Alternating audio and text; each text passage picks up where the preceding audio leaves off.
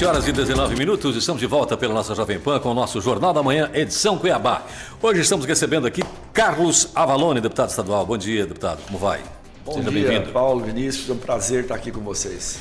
Prazer é nosso em recebê-lo aqui. Na Casa Nova, primeira vez, né? Primeira vez, gostei de vir aqui, viu?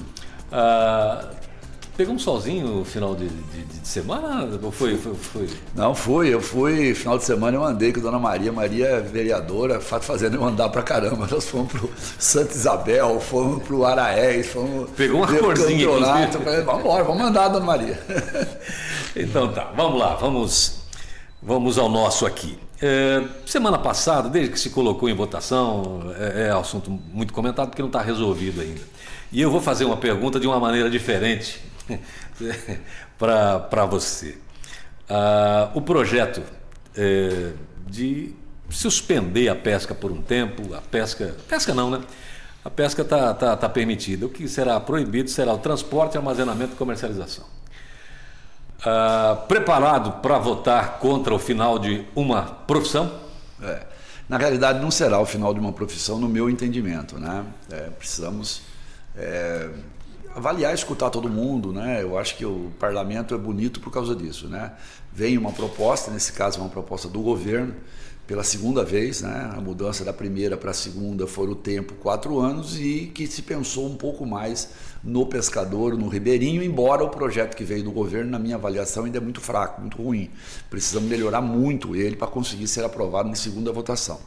Mas ele não vai acabar com a profissão, né? Essa cultura do pescador, ela continua, na minha opinião, e teve um depoimento na audiência pública que eu fiz, Paulo e Vinícius, que foi muito marcante. No finalzinho dela, um pescador de Barão do Melgaço pediu a palavra, aliás, um filho de pescador foi lá e fez um depoimento muito forte. Ele falou: eu hoje sou, não sei se ele era biólogo ou era administrador, ele falou, ele tinha uma profissão, mas eu só tenho essa profissão por causa do meu pai. Meu pai foi um pescador que ganhou dinheiro com a pescaria, o suficiente inclusive para me estudar, para mim trabalhar, ele defendendo que a pesca continuasse, né? E eu consegui estudar e tal. Isso é o que está acontecendo com todos, Paulo. O pescador, ele é uma profissão importante, é uma cultura, é fundamental, como que ele vai sobreviver? Porém, ele não quer que o filho dele seja pescador. Olha, primeiro deixar meu Ele ponto quer de que vista. o filho melhore de vida. Não, concordo. Então assim, se nós fizermos agora, não fizermos agora, a cultura ela tem uma tendência a ter um final. Então nós precisamos cuidar disso. E como que cuidamos disso? Dando as condições para o pescador e o ribeirinho, na beira do rio, ele ter uma condição melhor. E isso significa ganhar mais. Para isso ele precisa vender o peixe. Não. Ele precisa, na realidade, na minha opinião, estar trabalhando na beira do rio em condições melhores, na área do turismo, na área da piscicultura, na área da agricultura familiar, na área de uma série de coisas. Ou seja, menos pescador. Não, exatamente, mas ele como pirangueiro, ele vai ser um grande pescador. Porque eu só pego peixe quando eu vou na beira do rio pescar, quando eu estou com um pirangueiro, com um pescador. Põe eu sozinho lá no beira do rio, não pego nada. Ele é que conhece o rio. Se não continuar a passar essa tradição, eu estou com vários depoimentos aqui que eu vou tomar a liberdade de mandar para vocês, de pescadores assim. Tem uma família que é 3 gerações de pescadores, 5 filhos, todos no turismo. A mãe falando e os 5 filhos falando. Um saiu, conseguiu estudar e os outros 4 estão no turismo. E eles falaram, nós já saímos, ganha muito mais. Nós estamos no mesmo ambiente nosso que nós adoramos, na beira do rio, só que nós estamos ganhando diária de 250, 300 reais. Se eu tiver um barco, eu alugo ele por 300, 400, 500 reais para pesca. Então, é possível, a tradição vai continuar, o cara vai continuar na beira do rio pescando para sobreviver, quem quiser ficar lá, vai poder trabalhar em outras áreas, e é nisso que eu estou focando, porque eu já percebi que vai passar, minha opinião. Né? Teve 14 votos na primeira votação e eu não estou vendo ninguém falar, vou deixar de votar. Perguntei isso para outro deputado, vendo que vai passar, porque a gente está vendo que vai passar. Isso. Quer dizer, mesmo que você é contra, foi para o contrário que eu perguntei, o que é que você pode salvar e melhorar? Não, eu sou contra e acabou, a resposta foi essa. Pois não, eu não estou nessa linha, né? Eu, na realidade, do jeito que está, voto contra. Se a proposta for o jeito que ela veio do governo, não tem o meu voto. Eu votei em primeira, porque combinamos que na segunda nós íamos fazer as modificações. Estou saindo daqui, eu pedi até para você para entrar rápido, porque a secretária Teté Bezerra está me esperando na presidência da Assembleia, junto com o Botelho, junto com o Júlio Campos, que é presidente da CCJ, com o líder e vice-líder do governo e outros deputados, doutor Eugênio, que vão estar lá, para a gente discutir com a CEAF. Nós colocamos 80 milhões de extra na Empaer.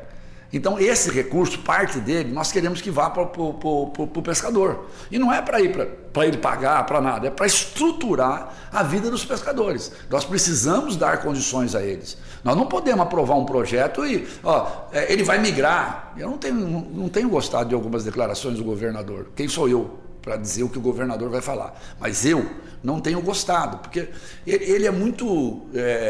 pragmático, então ele toma uma decisão, ele fala pronto e tal. Nós somos a Assembleia, nós somos a ressonância do povo, nós estamos ali para escutar e estamos escutando.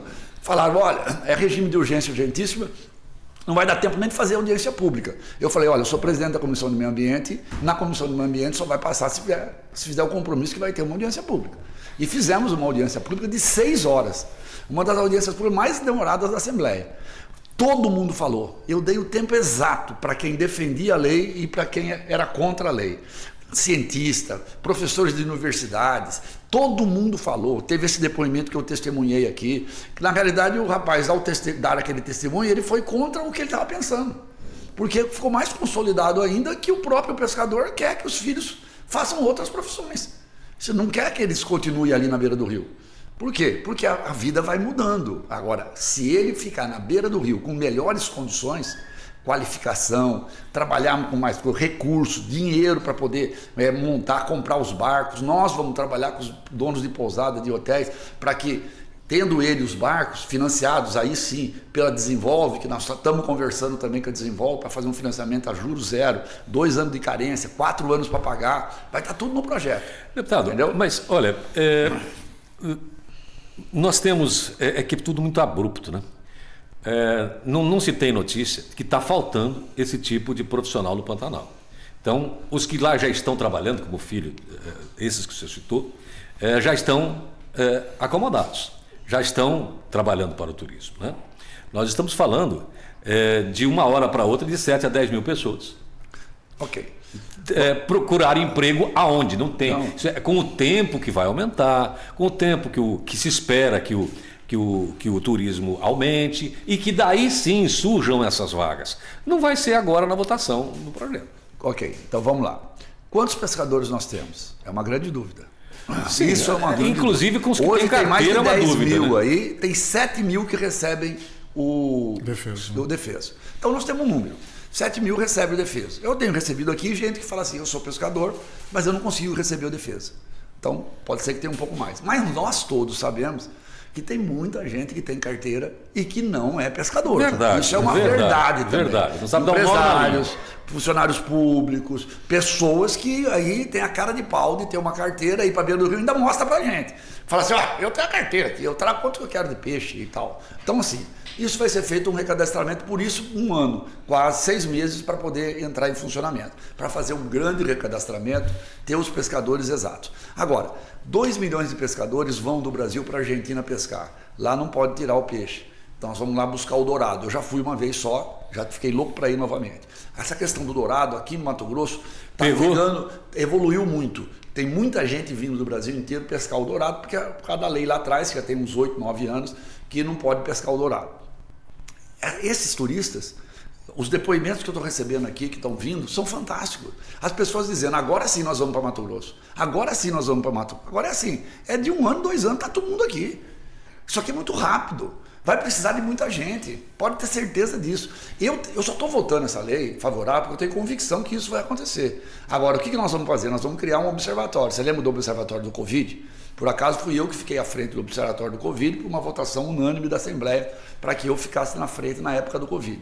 Agora, com certeza, não serei eu ou não serei só eu, certo? Os deputados nós vamos criar um observatório sobre a pesca e nós vamos ter um grupo de deputados, 3, 4, 5, 6 deputados, que vão acompanhar os pescadores nesse período. Vamos ver o que está acontecendo. Vamos ver o que está... Porque a lei pode mudar a qualquer momento, Paulo. É fazer uma outra lei. Passamos essa lei, não deu certo. Peraí, nós achávamos que isso ia funcionar assim, mas os caras estão passando dificuldade, a gente vai lá, cria outra lei e conserta o assunto. Quer dizer, nós vamos estar atentos aos pescadores. Não é uma coisa que a Assembleia vai fazer e agora vamos bater o pé. Não, agora vai dar certo. Não, se não estiver dando certo, com certeza a Assembleia vai ter a responsabilidade de ou apoiar mais de alguma forma, e nós temos inclusive hoje até recursos, porque nós estamos devolvendo dinheiro da Assembleia para a sociedade, já faz 6, 7 anos isso acontecendo, 60, 80 milhões por ano, e esse valor dá para ajudar, por exemplo, os pescadores, caso o que nós estamos colocando lá na lei não funcione. Então nós temos até como entrar, mesmo que o governo não queira. 7h30, vou passar para o Vinícius aqui, mas antes disso, pegou o peixe, o dourado lá quando foi para a Argentina? Quando foi lá para a Argentina, o senhor pegou peixe lá? Muito. Lá os dourados que eles pegam lá, porque o rio é muito grande. Só me engano, tinha um amigo nosso que estava... Eu até brinquei com ele, falei, vocês pegaram um peixe só, aí passa para o outro, o cara tira foto. O peixe é o mesmo. E ele pegou os maiores, viu? Não sei como, viu? Mas pegou. Realmente o João Edson assim pegou sempre, os maiores. Lá que nasceu o negócio do livro do Dante. Naquela pescaria. Nós falamos assim, se eu ganhar as eleições, nós vamos colocar emenda para fazer um livro sobre o governo Dante e tal. Ganhamos e aí aconteceu. Fiquei sabendo da pescaria. O processo. Vinícius. Legal. Bom, deputado, bom dia, né? Primeiro aqui no ar, né? Seja muito bem-vindo. Aqui é o nosso convívio, né? Nosso estúdio. E obrigado pela aceitação do convite. E aí quero te parabenizar também pela condução lá, viu? Até semana passada eu falei, o deputado Avalone é sempre muito sensato, né? Claro, tem as suas posições, né? Todos nós temos, né? Mas sempre muito lúcido, muito sensato, né? Na condução dos processos lá. E ainda bem, porque assim, há 2 semanas atrás se dava, não, isso vai passar do jeito que está, né? Rolo compressor, audiência pública só para cumprir rito, né? E aí eu teve a sua contribuição lá, por favor. Essa sua fala, por exemplo, eu quero até pedir, e eu tenho certeza que vai acontecer, mas quero pedir publicamente ao deputado Wilson Santos, que marcou mais 4 audiências corretamente, vai fazer uma em Santo Antônio hoje, amanhã em Cáceres, em seguida vai fazer em Barra do Bugre e Barão de Melgaço, que ele dê as condições iguais para todos, certo? Eu peço ao deputado Wilson, porque quem vai conduzir vai ser ele, não serei eu, não poderei estar nessas, mas eu acho muito importante deixar a sociedade passar para os deputados que puderem estar lá ou vendo pela televisão, eu não vou estar lá, mas vou ver pela televisão, se tiver a transmissão, para poder tomar a decisão correta. Nós temos que ouvir todo mundo. O Wilson parece que já vai com o posicionamento tomado, né? Como? O Wilson parece que já vai com o posicionamento tomado. Eu não vejo nada de errado no posicionamento do Wilson, não. O Wilson, mas inclusive, é casado com uma pessoa que é ligada à pesca diretamente, que é a isca. Esse assunto da isca, ela está lutando por todos, mas o assunto da isca já foi combinado que vai ter uma emenda onde a isca viva vai ser permitida, certo? Então, para a pesca, para poder movimentar o comércio das empresas, porque no fundo, isca viva é peixe, certo? Mas é isca viva, então vai ser permitido, há já um conceito dos deputados em colocar isso, mas eles têm uma convicção sobre o que isso significa e estão lutando pelo que eles acreditam. Eu sempre digo que eu não tenho problema nenhum com quem luta pelo que acredita. Eu fico meio chateado de vez em quando, que quando as pessoas lutam pelo que a maioria quer, sem ele ter nem convicção de que isso é bom, né? A gente tem que tomar cuidado, porque a vida é feita por pessoas que têm coragem de transformar, com coerência, com atenção e pensando em tudo que vai acontecer no período, né? Na verdade, ele tem que dar o espaço para todo mundo. Se tiver gente, é claro que vai ter mais gente contra o projeto, mas se tiver gente a favor lá, tem que dar o tempo, né, para cada um tempo de fala. Né? Assim é a democracia. Em Barão de Belgaço, Santo Antônio, vai ser maciçamente contra o projeto. Em Cáceres, eu tenho dúvida. Cáceres, o negócio é onde tem mais barco-hotel, é onde tem mais uma quantidade de pescadores grande, e da onde está vindo os depoimentos mais importantes para quem é a favor da pesca, dos pescadores.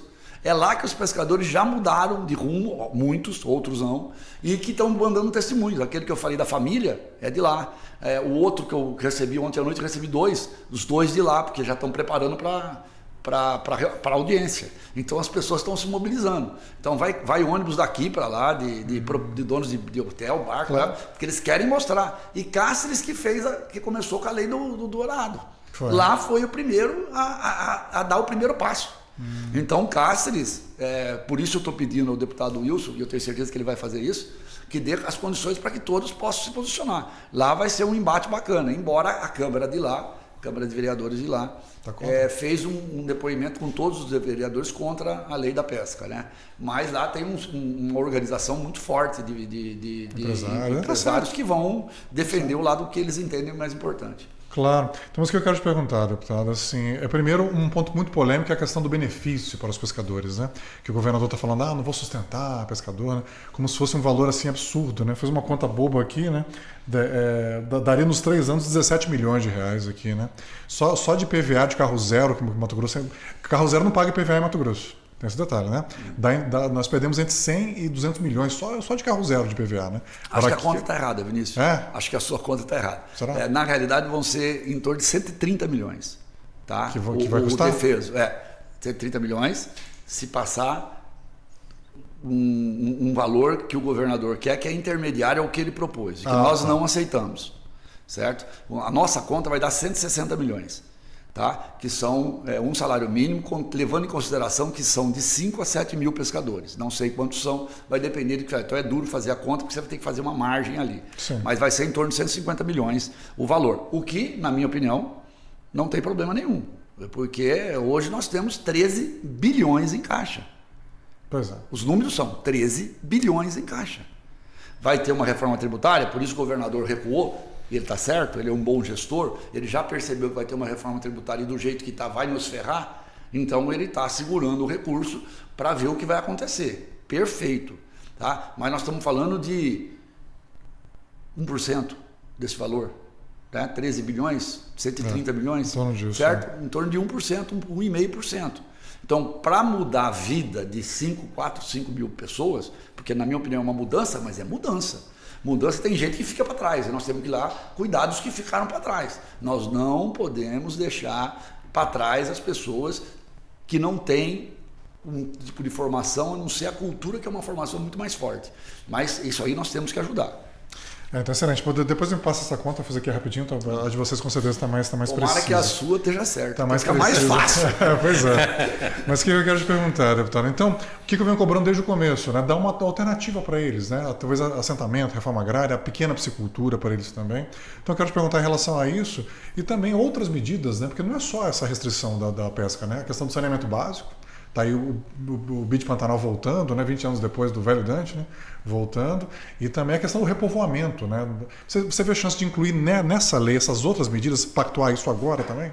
Pois é, o repovoamento é um problema, porque nós vimos a vida inteira Sérgio Ricardo e principalmente Murilo Domingos fazer isso com um sucesso enorme. E hoje tem biólogos e tal que falam que não pode fazer. Quer dizer, hoje não está continuando a fazer isso porque tem uma visão na área científica. Eu tenho dificuldade de contestar coisa científica, eu prefiro discutir para que eles possam dar as alternativas, mas tem uma questão de parentesco dos peixes, de não sei o que não pode fazer isso. Então, a dúvida nossa em colocar, nós vamos colocar alguma coisa, mas no sentido de aprovado pela Empaer, aprovado pelo que o repovoamento tem que voltar. Nós temos que colocar alguma coisa respeitando os tais dos estudos existentes. Mas como que é conhecido o pacu pequeno no Pantanal? Murilinho. Hoje Murilinho. assim. Então você pega um e fala, tem que soltar, é um murilinho.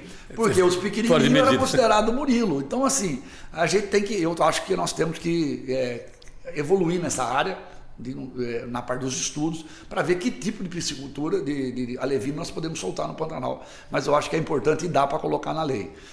As alternativas, sim. Estou saindo daqui, por isso pedi para falar mais cedo, para poder sentar com a Teté Bezerra, junto com os outros deputados, para que a gente veja a alternativa. Já tem dinheiro, que nós mesmo colocando no orçamento, e nós temos que ver quais projetos vamos atender com parte desse recurso, para que possa dar vantagem. Desenvolve, estou sentado com a Desenvolve, em nome dos deputados e com eles, para discutir financiamento, juros zero, 2 anos de carência, 4 anos para pagar.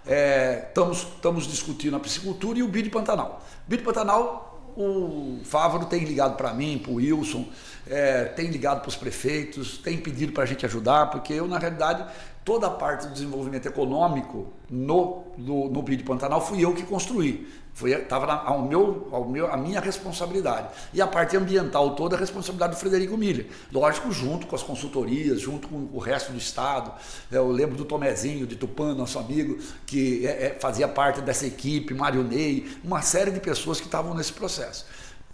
A minha parte deu 36% do valor. Então nós estamos falando aí de 70 milhões de reais, que era para o desenvolvimento econômico. O que eu pedi ao Fávaro? Fávaro, dava para a gente colocar também um projeto ao estilo do PADIC. Lembra do PADIC do governo Dante, lá com o dinheiro do Prodeagro? Ele revolucionou. O Júlio Campos até hoje fala que perdeu a eleição pro Dante por causa do PADIC. Eu não perdi pro Dante, eu perdi pro PADIC. Não, mas o Júlio culpa até a urna. Mas ele tem uma certa razão. Foi um projeto muito impactante socialmente, porque pegava para os pequenos e era fundo perdido. Como o dinheiro é fundo perdido, por que não, agora que vai ter o dinheiro, tem que ter um projeto PADIC pescador para que eles recebam, não para pagar, mas para dentro da estruturação financeira para eles. Pensando nesse futuro, dessa mudança de conceito das coisas. Então, assim, nós estamos tentando fechar todos os caminhos a favor do pescador, do ribeirinho e das pessoas que estão na beira do rio.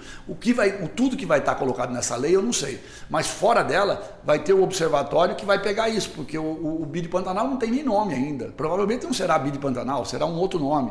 Então nós vamos pegar isso e a hora que ele tiver ponto para colocar. O que nós já colocamos nele? Para responder você, eu já levantei o projeto de Cáceres. Cáceres tem um projeto para fazer o esgoto de Cáceres inteiro pronto, deixado pelo ex-prefeito Francis Mares, prontinho, em torno de 180 e 200 milhões de reais. O projeto do BID Pantanal novo, esse novo é 100 milhões de reais. 1 bilhão de reais, certo? Então, já tem 200 milhões lá. Várzea Grande precisa em torno de 180 a 200 milhões para fazer o final do esgoto de Várzea Grande. E Cuiabá está privatizado, 85% até o final desse ano, 90 e poucos por cento até o final do ano que vem. Então, o maior poluidor do Pantanal está sob controle. O esgoto já não vai lá. E aí, com o resto do recurso, nós vamos fazer, o Fávaro já se comprometeu a colocar em Chapada, Barão do Belgaço, Santo Antônio, fazer os esgotos dessas cidades menores. E trabalhar o lixo também, que também é um poluidor e também é importante. Então, trabalhar a questão do lixo também nessas cidades. Então, isso vai. No Rio Cuiabá, nós fizemos uma lei proibindo as PCHs, então não vai ter mais PCHs, eu não quero nem discutir se está certo ou se está errado. A lei foi derrubada pelo Supremo, então ela foi considerada inconstitucional, estão querendo colocar de novo nessa lei da polícia. Pode colocar, mas o Supremo já falou que vai derrubar. Mas mais importante que isso é que a SEMA já disse que não pode. Então, tecnicamente, ele não anda, não vai ter aprovação da SEMA. Os técnicos já disseram, ali é um berçário de peixe, não pode ter PCH. Então acabou. Então está morto o PCH no Rio Cuiabá. Então isso já tranquiliza também uma parte da população que está achando, inclusive, que essa lei é só para permitir as PCH. Tem gente que fala para mim que você não está vendo, isso aí é só sacanagem, é só para permitir as PCH. Eu falei, gente, está proibido as PCH, fica tranquilo, PCH não vai ter. Isso a Assembleia já decidiu e o governo decidiu através da SEMA. Do que está lá, do projeto que está lá, Avalone, o que na sua visão tem que mudar e não tem seu voto se não mudar? O valor, né? Valor, prazo. No mínimo, um salário mínimo durante os... Nós queríamos durante os 5 anos. Nós vamos ter uma reunião com a TT às 8 e depois vamos ter uma reunião às 9h30 na Casa Civil. Para já colocar. Por quê? Vocês estão pedindo autorização para o governador e para o governo? Não. O governador pode vetar. Aí nós vamos ter que derrubar. Então, há necessidade de uma conversa. O parlamento, as pessoas têm que entender que é lugar de conversa. É lugar de acordos para o povo, acordos em benefício das pessoas. Então nós temos que conversar com todo mundo. Quem é contra, quem é a favor, quem está participando das melhoras, não sou só eu, o Júlio, o Botelho, não, está participando o Wilson também, está participando quem é contra, o Eliseu, essas pessoas, o Lúdio. Então a hora de pergunta, Lúdio, vamos fazer assim? Foi um acordo dia 28, a votação. Por regime de urgência e urgentíssimo, já poderia ter sido aprovado essa quarta-feira, semana passada. Nós não aceitamos. Não ia dar tempo de fazer audiência, não ia dar tempo de fazer nada. Nós falamos, olha, continua a regime de urgência, nós estamos contra o que está escrito no regulamento, mas nós estamos todos concordados, unânime, que vai ser dia 28. E as penalidades para quem descumprir, como por exemplo armazenar? Olha, já existe muita penalidade, porque no período da Piracema já é proibido fazer tudo isso. Então, sim, o que vai acontecer provavelmente é esticar essas penalidades para os outros 12 meses do ano, né? Se vai aumentar mais ou menos essas penalidades, aí é uma discussão que ainda vamos fazer. Bom, 7h44, entendendo a sua pressa e o motivo de você sair, uma última pergunta. Catani, tiveram que montar lá uma comissão meio que às pressas, porque não tinha a comissão de ética. Como é que você vê a situação dele? Olha, e tudo o que aconteceu até aqui? Primeiro eu quero dizer que eu tenho uma relação muito boa com o Catani. Aliás, como tenho com todos os deputados. O Catani é uma pessoa muito simples. Ele realmente veio e quem já teve a oportunidade de ir na propriedade dele, 80 hectares, ele é um assentado da reforma agrária. E ele usa realmente as palavras sempre se referindo às coisas da fazenda dele. Não estou querendo dizer isso para minimizar o erro que ele cometeu. Eu posso dizer o erro que ele cometeu, porque na realidade quando ele falou a primeira vez, eu mandei uma mensagem para ele. Catani, você sabe o quanto eu gosto de você. Mas cuidado com as palavras. A primeira mensagem eu falei, você com certeza não pensou no que estão falando, mas deu condições para que isso acontecesse. Eu disse assim a ele, peça desculpas e encerra esse assunto. Ele no dia seguinte me mandou 42 pessoas que no Instagram dele defenderam ele. Eu falei, cuidado, quando eu falo também, no meu Instagram todo mundo defende o que eu falo. Quando eu vou olhar o Instagram dos outros, é meio a meio. A gente não tem unanimidade, né? E ela é até burra, cuidado. Aí ele vai e faz o segundo. Aí eu já não falei mais, né? Porque eu falei, ele está muito convicto das coisas. Pôs a mulher dele para falar. Vamos ir no caso. Isso. Aí quando ele fez o terceiro, pedindo desculpa às vacas, aí a coisa ficou ruim, muito ruim, né? Aí não teve mais como fazer uma defesa dele. Eu não tenho condições de querer ajudar defendendo, porque ele errou 1, 2, 3 vezes, né? Então tem que ter punição, né? A sociedade quer a punição, há necessidade da punição, e eu acredito que o Conselho de Ética vai puni-lo, certo? Acho que pela que eu estou conversando, mas existe um Conselho de Ética, e o Conselho de Ética tem autonomia para perdoá-lo, para não punir, para punir até para caçar. Então, ali vai ter agora a decisão que vai acontecer dentro de 30 dias, que o deputado Botelho deu 30 dias para isso ocorrer. Muito bem, 7h47, conversamos aqui com o presidente da Comissão de Meio Ambiente da Assembleia Legislativa, deputado Carlos Avalone. Muito obrigado. Eu que agradeço, gostei do novo espaço, já gosto de vocês faz tempo, né? da dupla. Está convidado a voltar aqui. Então, pode me chamar que eu venho de novo. Tá bom. Estou à disposição. Um abraço. Está combinado. Muito obrigado.